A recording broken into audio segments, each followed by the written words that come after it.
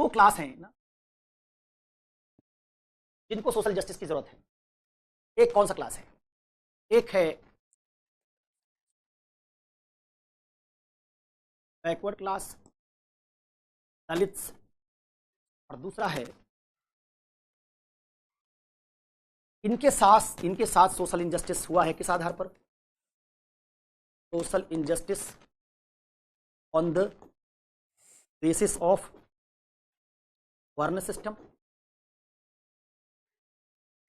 And caste discrimination, और इनके साथ हुआ है social justice on the basis of patriarchy. दोनों के साथ सोशल इनजस्टिस हुआ। इनकी पॉपुलेशन कितनी? मान लो बैकवर्ड क्लास को थोड़ी देर के लिए हटा दोगे, तो दलित को रखोगे, इनकी पॉपुलेशन कितनी? इनकी पॉपुलेशन 17-18%, इनकी पॉपुलेशन 49%। जो बात मैंने बताई उसको ठीक से समझाने के लिए कह रहा हूं। अभी गायत्री हम लोग इसमें नहीं जा रहे हैं कि क्यों शुरू हुआ होगा, अनटचेबिलिटी क्या हुआ होगा, अभी उस डिबेट में बाद में जाएंगे। देखो, एक बात पढ़ते समय ना हम बहुत बार डिविएट नहीं कर सकते। अभी ईगोइज्म को पढ़ रहे हैं, ईगोइज्म पे फोकस करो, समझने की कोशिश करो कि कैसे सोशल जस्टिस के साथ एसोसिएटेड है।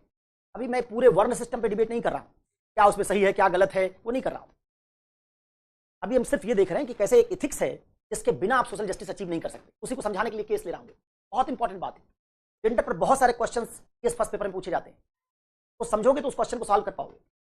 देखो, दलित 17-18%, वुमेन 49%, 49%। अब जरा बताओ, दोनों की स्थिति एक जैसी है? दोनों के साथ सोशल इनजस्टिस एक जैसा है? जैसे इनके साथ क्या था? इनके साथ प्रॉब्लम थी कैसी? इनके साथ प्रॉब्लम थी कास्ट वायलेंस की, इनके पास भी प्रॉब्लम थी अनटचेबिलिटी की, इनके पास भी प्रॉब्लम थी मंदिर में ना जाने देने की। तो सारी प्रॉब्लम सेम है। इनके पास भी लैंड प्रॉपर्टी राइट्स नहीं है, इनके पास भी ये क्या है, absence of land and property rights, prohibition for entering in temples. Same बात है। इनके साथ क्या है? इनके साथ है उधर कास्ट वायलेंस है, इधर सेक्स वायलेंस है, इधर भी, यहां भी यही है, लैंड एंड प्रॉपर्टी राइट्स। इधर भी था क्या, non participation in,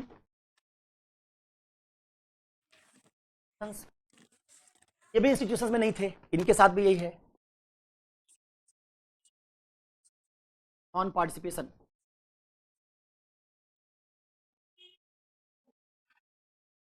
legislative institute. अब जरा देखो, आजादी से पहले दोनों की हालत एक जैसी है, विमेन की भी और अनटचेबल्स की, शूद्र की भी। इनके पास भी लैंड प्रॉपर्टी राइट्स नहीं है, कास्ट वायलेंस का शिकार हैं, डिग्निटी कम है इनकी, प्रिविलेजेस नहीं है, राइट्स नहीं है, डिस्क्रिमिनेशन है, मंदिर में नहीं घुसने दे रहे हैं, जाति के नाम पर मारपीट कर रहे हैं, कास्ट को सूचित करने वाले वर्ड्स का इस्तेमाल कर रहे हैं। तो क्या यहां भी डेरोगेटरी वर्ड्स हैं।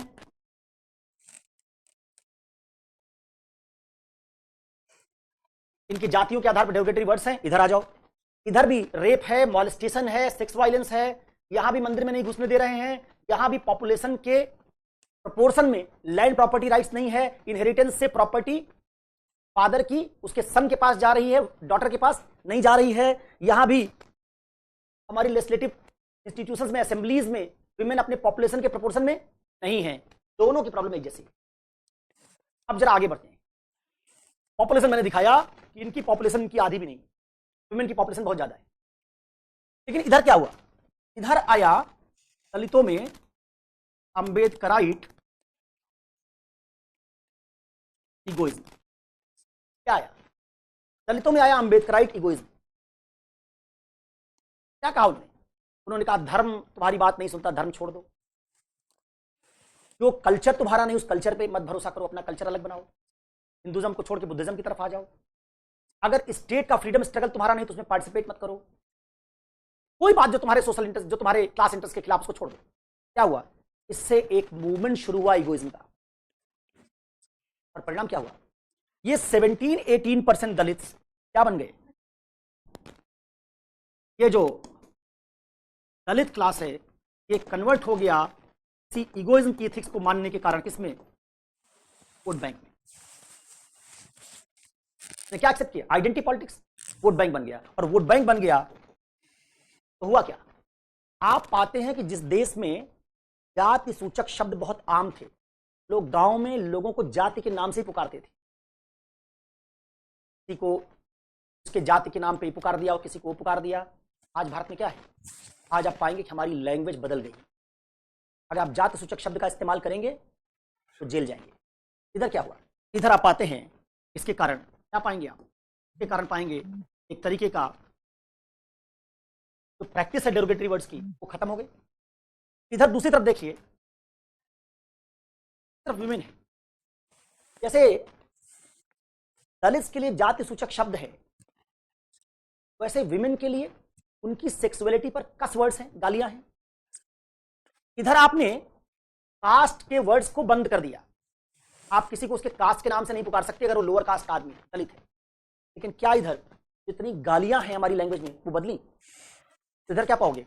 इधर पाओगे, इधर डेरोगेटरी वर्ड्स ये क्या हो गए? ये बन गए पनिशबल ऑफेंस। और इधर क्या है? इधर इस साइड पे पाओगे, इधर डेरोगेटरी वर्ड्स हमारी जो लैंग्वेज में है क्या है? कंटिन्यूड है। सेम प्रॉब्लम है। जब हम किसी के साथ सोशल इनजस्टिस करते हैं तो उसकी डिग्निटी को लैंग्वेज से भी हर्ट करते हैं। और लैंग्वेज से हर्ट करके क्या करते थे? किसी को उसकी जाति से बुला लिया तो माना जाता था कि आप उसकी जाति को नीचा कहने के कारण उसके नाम से नहीं, फर्स्ट नेम से नहीं, आप अमित कुमार नहीं बुला रहे हैं, आप किसी को उसकी जाति से बुला रहे हैं। क्यों बुला रहे हैं उसकी जाति से? जिससे उसको नीचा दिखा सके। तो यहां तो कहा कि खत्म हो गया। अगर आप डेरोगेटरी वर्ड यूज करेंगे, आज आप इंडिया में पाएंगे कि धीरे धीरे गांव तक में लोग निचली जातियों के लोगों को उनके जाति के नाम से बुलाना बंद कर चुके हैं।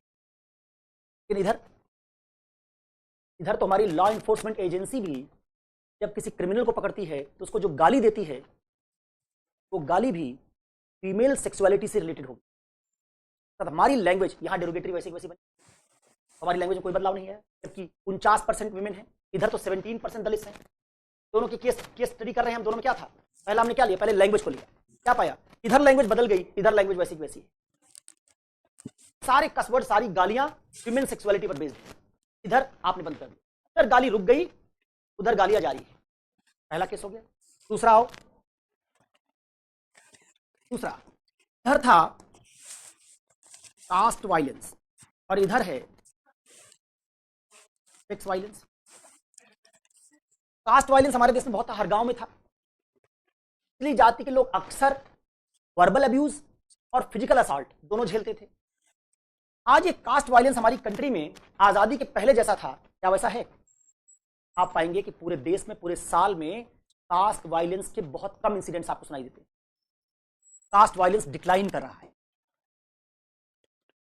कास्ट वायलेंस अगर कहीं एक जगह हो जाता है तो आप पाते पूरे देश के सारे दलित पार्लियामेंटेरियंस, सारे दलित लेजिस्लेटर्स सब उसको अपोज करते हैं। गवर्नमेंट तुरंत उस पर स्टैंड लेती है, सारी पॉलिटिकल पार्टीज उस पर बयान देती हैं, पार्लियामेंट में बायकॉट हो जाता है। और इधर सेक्स वायलेंस है। ये क्या है? डिक्लाइन हुआ ऐसा? क्या बढ़ गया? तो ये भी तो सोशल जस्टिस था। रेप मॉलेस्टेशन बढ़ गया, वो भी तब जब हम प्रोग्रेसिव हो रहे हैं, जब हम डेमोक्रेसी बन गए, जब हमारे कॉन्स्टिट्यूशन में लिख दिया कि सबको राइट्स बराबर हैं। इनका वायलेंस घट गया, इनका बढ़ गया। यहां तक कि जो सोशल जस्टिस वाली कास्ट है उनकी कास्ट के भीतर भी सेक्स वायलेंस है। तो सेक्स वायलेंस तो कहीं नहीं रुक रहा है। जो दलित अपने राइट्स की डिमांड कर रहे हैं वही दलित अपने घरों में भी विमेन का राइट छीन रहे हैं। उनके घरों में ऐसा नहीं पैट्रियार्की नहीं है, सारे दलित हाउस होल्ड जो है एगलिटेरियन बन गए। दलित हाउस होल्ड में पैट्रियार्की, वहां भी डिसीजन मेकर मेल है। तो यहां क्यों बदलाव नहीं है? सेक्स वायलेंस कम। यहां भी आप पाएंगे, इधर तो ये घटा, या कास्ट वायलेंस इसको क्रॉस कर देते हैं, क्रॉस हुआ और इधर बढ़ गया। ठीक है, से इधर आ जाओ, इधर पाओगे रिजर्वेशन, रिजर्वेशन इन लेजिस्लेचर, ये कब से? बहुत पहले से। इधर रिजर्वेशन इन लेजिस्लेचर क्या है? Still pending. अभी कह दिया कि बनाएंगे 2029 से लागू हो जाएगा, तो 50% क्या पा रहे? सोशल जस्टिस के दो क्लास जिनको सोशल जस्टिस की जरूरत थी, एक सोशल जस्टिस हो रहा था विमेन के साथ और एक सोशल जस्टिस हो रहा था दलित के साथ। दलित के साथ होने वाला सोशल जस्टिस घट रहा है, कास्ट डिस्क्रिमिनेशन घटा, कास्ट वायलेंस घटा, कस वर्ड्स घटे, लैंग्वेज बदल गई, रिजर्वेशन मिल गया। इधर ना रिजर्वेशन मिला, ना गालियां बदली, ना प्रॉपर्टी राइट्स मिला, ना लेजिस्लेचर में रिजर्वेशन मिला, ना सेक्स वायलेंस कम हुआ, कुछ नहीं। क्या अंतर है? अंतर सिर्फ एक है, क्या? विमेन क्या है? इस तरह का कोई वोट बैंक नहीं, विमेन में आइडेंटिटी पॉलिटिक्स नहीं। क्यों नहीं है? इधर तुम पाओगे क्यों ऐसा हुआ जो लिखा। दलित में क्या है? दलित में है क्लास कॉन्शियसनेस। विमेन में क्या है? विमेन में है एब्सेंस ऑफ क्लास कॉन्शियसनेस। कैसे? ये जब वोट करता है तो वोट कैसे करता है? Vote on the basis of his और हर दलित आइडेंटिटी। और ये जब वोट करती है, vote on the basis of decision taken by male perfect. ये वोट कर रहा है अपनी आइडेंटिटी के बेसिस पर, और ये वोट कर रही है अपने फैमिली के बेसिस पर। कौन सी फैमिली? वही फादर, वही हस्बैंड जिसने उसके राइट्स को क्या कर रखा है? छीन रखा है। सेल्फिश होने का मतलब क्या है? हम अपने इंटरेस्ट के लिए काम करेंगे। तो दलित ने क्या समझा कि हमारे इंटरेस्ट में हैंडल कौन है? Upper class. तो उन्होंने क्या किया? अपर कास्ट से राइट्स छीनने शुरू किए। विमेन का राइट किसने छीन रखा है? विमेन के सेल्फ इंटरेस्ट के खिलाफ कौन है? विमेन का सेल्फ इंटरेस्ट कौन हाईजैक कर रहा है? इनके सेल्फ इंटरेस्ट में हैंडल कौन है? इसमें हैंडल है कौन? मेन। और ये वोट किसके कहने पे कर रही है? मेन के कहने पे। मतलब विमेन में क्या नहीं है? विमेन में क्लास कॉन्शियसनेस। जब क्लास कॉन्शियसनेस नहीं है तो डेमोक्रेसी में विमेन वोट बैंक नहीं बनी। और जब विमेन वोट बैंक नहीं बनी तो डेमोक्रेसी में 49% विमेन का इंपॉर्टेंस 17% दलित के बराबर भी नहीं है। 17% दलित पॉलिटिक्स में ज्यादा बार्गेन कर पाते हैं, पॉलिटिक्स के नैरेटिव को कंट्रोल करते हैं। 49% विमेन पॉलिटिक्स के किसी नैरेटिव को कंट्रोल नहीं करती। कारण क्या है कि विमेन कोइज्म के एथिक्स के बजाय क्या है? इनका रोल क्या है? इनकी आइडेंटिटी क्या है? अभी ये विमेन बनने में क्या बिजी है? ये बनने में बिजी है good mother, good wife, good sister, ये अच्छी बहन, अच्छी बहू, अच्छी पत्नी, ज्यादा से ज्यादा अच्छी वर्क प्लेस पे काम काजी एक इंडिविजुअल, यही बनने में बिजी है।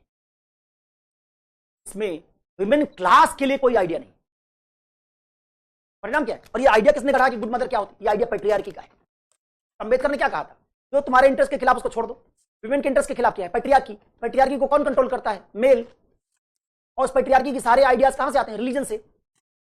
जो रिलीजन विमेन को कंट्रोल करता है, जिस रिलीजन ने विमेन को बॉन्डेज बनाया है, विमेन उसी रिलीजन को फॉलो करती है। रिलीजन कह रहा बुर्का पहन लो, पहन लिया। कहा सिंदूर लगा लो, लगा लिया। कहा करवा चौथ का व्रत रखो, रख लिया। तो रिलीजन कैसा? रिलीजन है पैट्रियार्कल।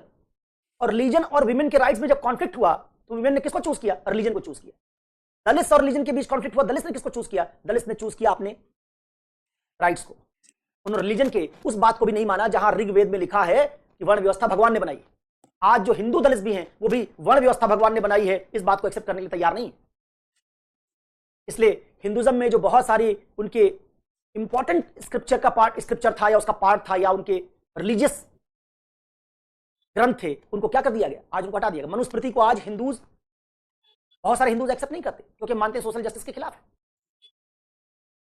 लेकिन विमेन जो रिलीजन उनके खिलाफ है, जो रिलीजन उनसे कह रहा है अच्छी पत्नी बन जाओ, अच्छी मां बन जाओ, अच्छी बहन बन जाओ, घर के अंदर रहो, चरित्रवान बनो, उस रिलीजन की सारी बात स्वीकार कर रही हैं जिस रिलीजन ने उनके राइट्स छीन रखे हैं। उसी रिलीजन के बेसिस पर मंडे का व्रत रख रही हैं, उसी रिलीजन के बेसिस पर अपने रिलीजन को परसू करते हुए बुर्का पहन रही हैं, उसी रिलीजन को परसू करते हुए सिंदूर और मंगलसूत्र लगा रही हैं, पहन रही हैं।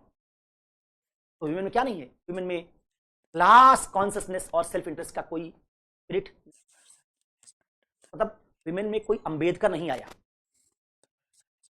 विमेन अभी कहां ट्रैप्ड हैं? दूसरे के इंटरेस्ट की। जब अच्छी पत्नी बनती है तो किसके लिए अच्छी पत्नी बनती है? उसका आइडिया कौन करता है कि अच्छी पत्नी कौन होती है?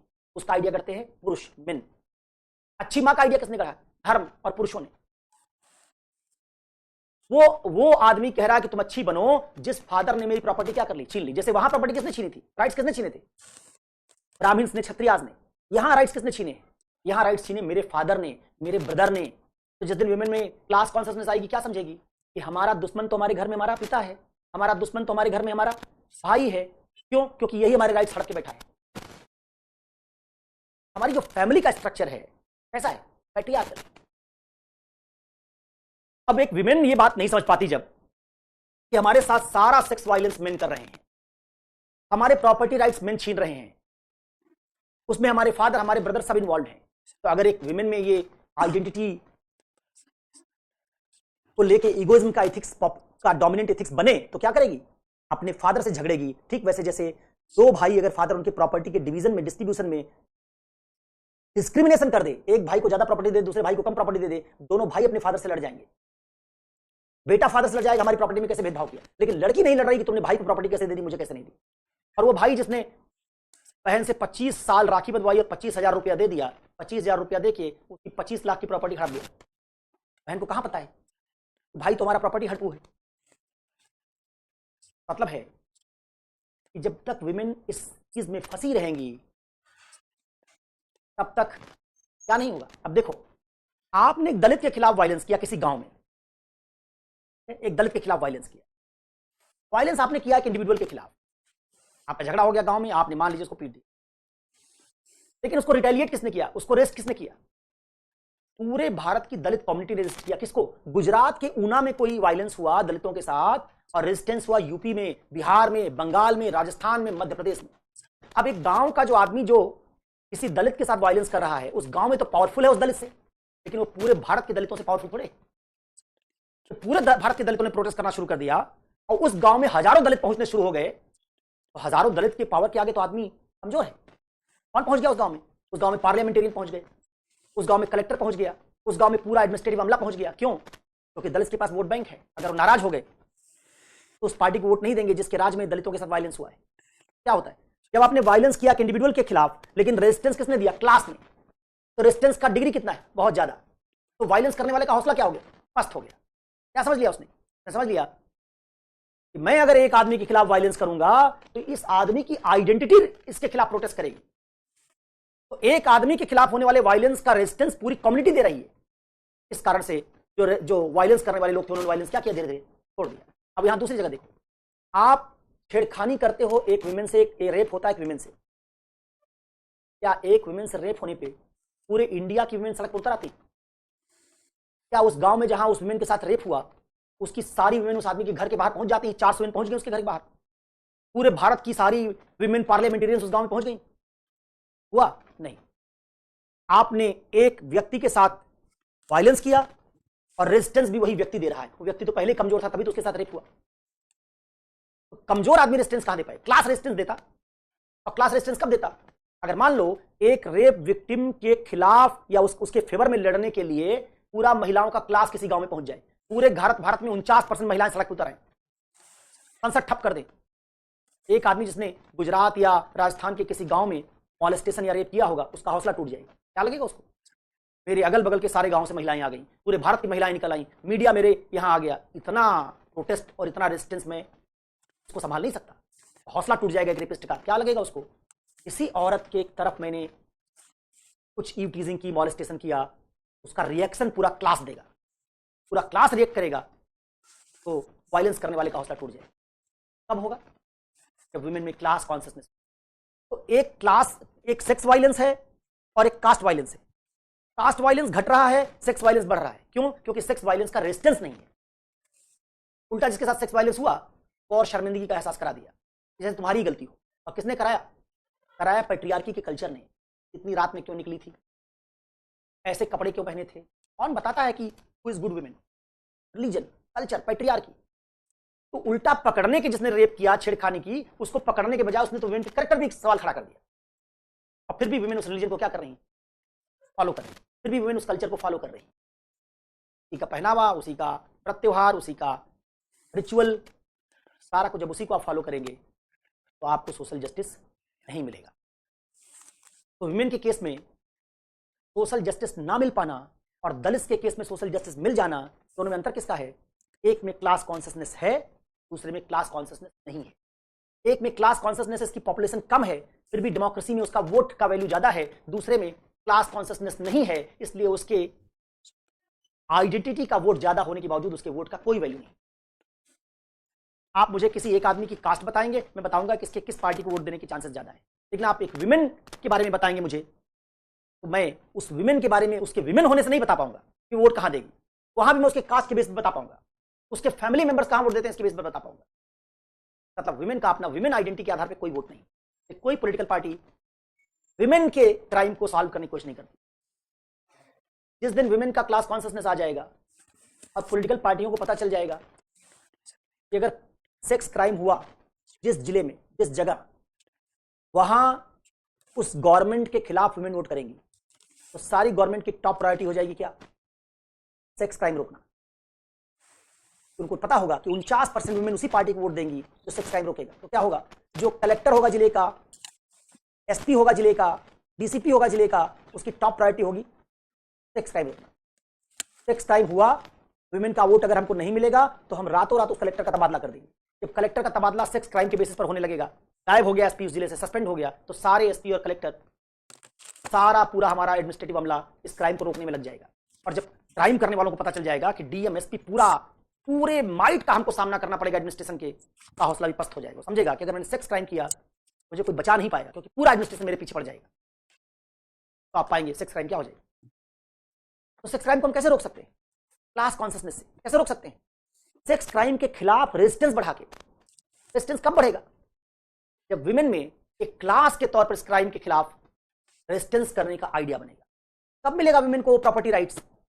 तब नहीं जब गवर्नमेंट दे देगी कि आप प्रॉपर्टी ले लीजिए फादर की। फादर देगा ही नहीं, विमेन मांगेगी नहीं। तब जब वो विमेन समझेगी कि मेरे फादर जरूर हैं ये, लेकिन मेरे क्लास का इंटरेस्ट इनसे बड़ा है, तो फादर होने के नाते मैं इनको प्यार करूंगी, लेकिन मैं अपने इंडिविजुअल राइट्स को नहीं छोड़ सकती, मैं अपने पूरे क्लास के राइट्स को नहीं छोड़ सकती। विमेन नहीं समझेंगी, उस दिन क्या समझेंगी कि फैमिली के बाहर भी हमारी दुनिया है। जैसे दलितों ने अंबेडकर के कहने पर समझ लिया कि हिंदू धर्म से बाहर भी दुनिया है, जस्टिस की दुनिया, इक्वालिटी की दुनिया। जिस दिन विमेन इक्वालिटी और जस्टिस को रिलीजन से ज्यादा तरजीह देने लगेंगी, जिस दिन अपने क्लास के राइट को से ज्यादा तरजीह देने लगेंगी, उस दिन विमेन एम्पावरमेंट भी उसी रफ्तार से होगा जिस रफ्तार से दलित एम्पावरमेंट हुआ। और आप तब पाएंगे कि जैसे आज आप किसी जाति का नाम लेके गाली देंगे तो जेल जाएंगे, वैसे ही पूरे देश में यानी विमेन सेक्सुअलिटी पर बेस्ड कस वर्ड्स हैं, गालियां हैं, सब गायब होनी शुरू हो जाएंगी। तो ये जो बात मैंने आपको बताई